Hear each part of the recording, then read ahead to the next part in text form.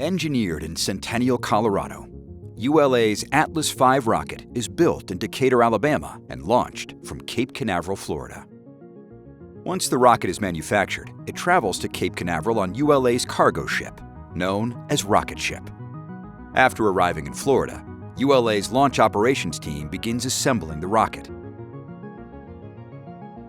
Stacking begins with lifting the 107-foot Atlas booster, powered by an RD-180 engine, onto the mobile launch platform.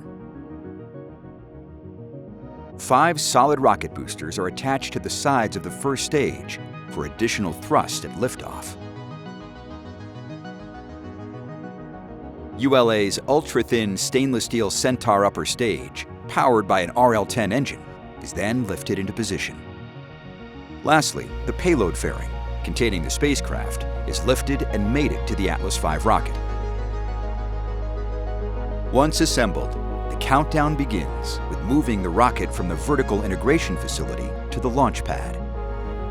The trip to the pad is about 1/3 of a mile. Throughout the 20-minute trip, a payload van leads the move, providing communication with the spacecraft, followed by the ground van providing support to the rocket. The mobile launch platform supplies air conditioning, electrical, and propellant lines to the rocket. Track mobiles at the rear power the convoy, which includes an environmental control system providing air conditioning to the payload and rocket, as well as a backup generator. Atlas arrives at the pad for fueling and other final preparations, and once fueled, weighs nearly 1.3 million pounds